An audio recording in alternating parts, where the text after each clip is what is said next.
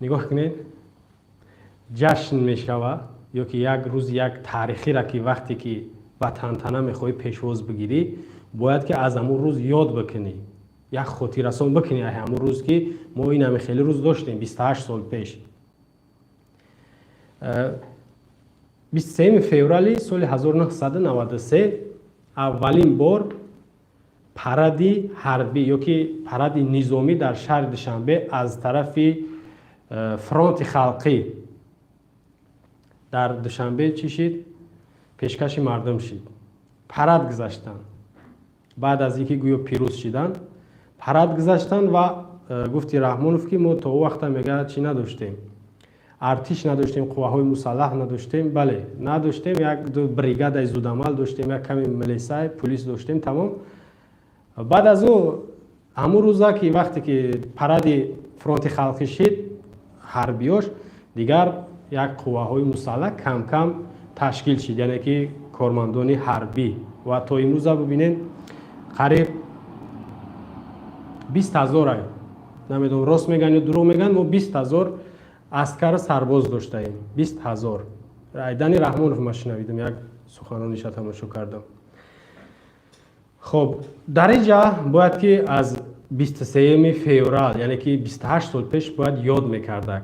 رحمانوف سخنرانی کرد 36 دقیقه سخنرانی کرد از روی ورق، البته خیلی معلومه او سوادش زیادی بده دیگه نمیدونه چی بگه، برای مخچه کنترل میکنه در ورق مینویسه ایران میخونه. 36 دقیقه گپ زد، 52 دقیقه رقص بازی بود، موزیکا و کنسرت اوید و همین جشن گویا بود، اما در اکران نشان میده فقط رحمانوف bayrak هم چک میکنه، ایرا میخواه او طرف میره و غیر از این سرود دیگه هم خوندنش، گویا که همین جشن تعلق داشته باشه به امام علی شریف، بچه شریفی چشمکه بود. در اینجا حکومت یا که همین رژیم یا بالاتر خودتر بگیم امام علی در یگان چی استقلالیت چی وحدت چی امی 23 فوریه از نفرایی که در این راه یا که در این جنگ شهروندی جانشون دست دادن به خاطر وطن جانشون دست دادن ایوان نام نمیگیره. برای چی نام نمیگیره؟ نگاه کنید من پیشنهاد میکنم همین رژیم باید یک کار کنه. مثلا در همون جنگ شهروندی یا که ما رو میترسونن که ما اینقدر آدم ای دست دادیم، مثال بگذار یک طرف در خائناش بود، یک طرف در نمیدونم حقیقت پرستا و قهرمانا و گرویا بود، باید یاد بکنن صورتاشون بسیارش هست، نامشون هست، کسی او را فراموش کردن نمیتونه، نباید فراموش کنه. باید بگن که اینایاش جنگ تشکیل کردن، اینایا آدم کشتن، اینای طرف اینای خشروها خوبا بگناها موسیچه ها اینای طرف ده اینا بشناسینشون. نه این طرف اگر میزن نه اون طرف، فقط ما رو میترسونه که ما جنگ داشتیم، شما با میخواین جنگ بکنید. اما کی جنگ کرد؟ اما را همین روز 23 ده باید بگیم 23 فوریه اولین بگیم که روز سرچشمه ارتش ملی بود، باید بگیم که در ارتش کیها بودن، پیش از اینکه ارتش بود کیها بودن، اما بتالون زودعمل و بریگاده ها داشتیم کیها بودن، عکساشون رو بعضیش در اینجا دیده استین. سر میکنه از بابای سنگک راهبر فرانت خلقی، بابای سنگک تا امروز امام علی از اون نام نمیگیره. اگر که بگذار خواهیم باشه نامش باید بگیری، اگر قهرمان بود آدم خوب بود خدمت در وطن کرد باید نامش بگیری، نمیشه اکورا روپوش کنی. این هم در حالیه که امام علی را همو آورد، ایرا همه میدونه، ایرا کسی بگه که دروغه یا که قبولش نکنه او خودش خچه نمیشناسه، نمیفهمه چی گفته است. بابای سنگک این هم امام علی را به سر قدرت آورد، ایرا همه میدونه. برای چی در روز 23 فوریه نام او را نگرفت؟ شما میدونید در خبرها من خوندم که پیش از 23 فوریه شب 22 فوریه حتی بابای سنگک از طریق تلویزیون اعلان کرده است که ما امروز پیروز شدیم، فردا یک مشق نظامی یا که یک پرد میگذرانیم در شهر دوشنبه. نوارش هست او را چی نمیمونه مردم ببینن.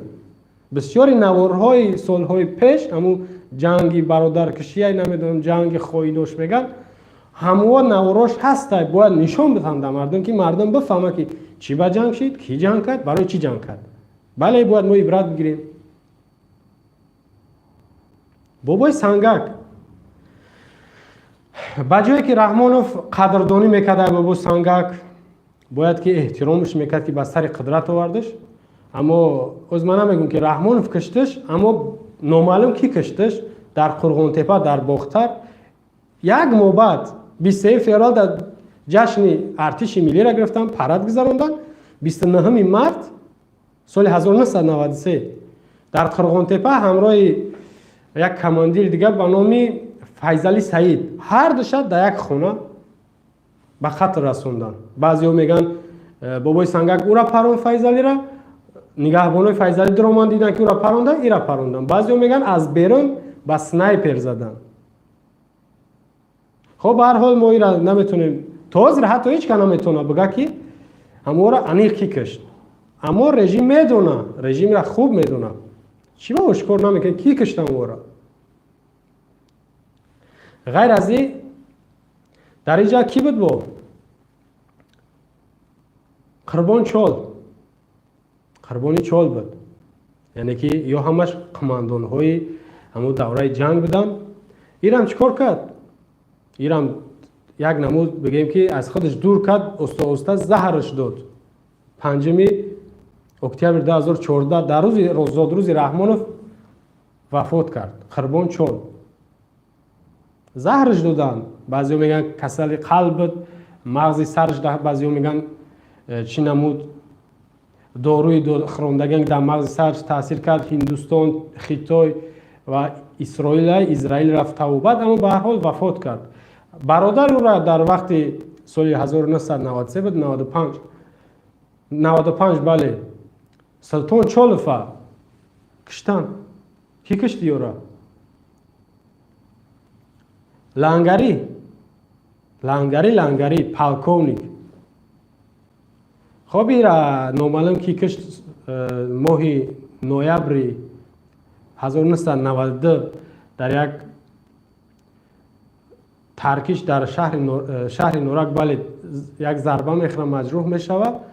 аммо мераванд беморхонаи то вилояти Суғд мебараш. душанбе билохира як моҳи январ, 17 январ аз дунё мегзара ва ҷанозаша аз вилояти Суғд ба Кӯлоб меоранд. нигоҳ кунед, ин нафарое ки ман ном гирифтаистам, ино бо мегӯм ки хуб будан, ганда будан, дар ин ватан ҷоншона доданд. барои шояд ман хали бо хабар нестам, барои ободӣ буд, озодӣ буд, ҷоншона доданд. бояд ё номошон гирифта шавад дар 23 феврал, барое ки ё ҳамаш кормандони низомиянд. ман барои ҳамин ёро мисол овардаистам. кормандони ҳарбиянд, военни одам буданд. Ёқуб Салим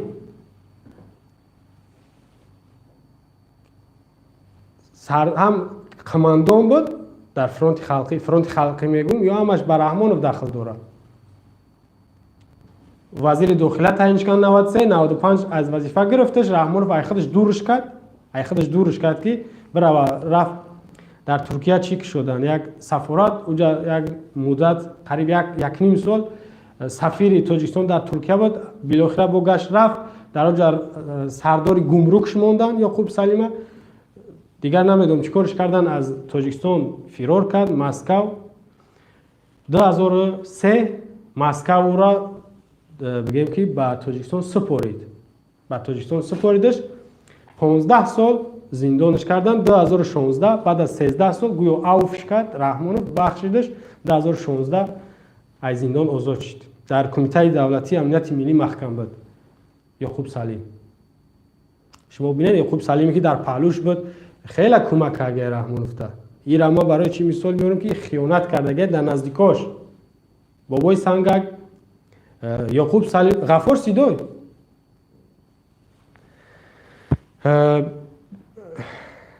25 сентябри соли 1995 Раҳмонов, ё ки бигем хубтараш, осонтараш, ҳукумат як горди миллӣ ташкил кард ки ҳозир ба номи гвардияи миллиш мегӯянд. 25 сентябри соли 1995 фармондаи ӯра Ғафор Сидой ё ки Ғафор Мирзоев мегӯем.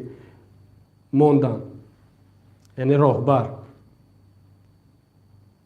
аммо чӣ кор кард ба Ғафур Сидой?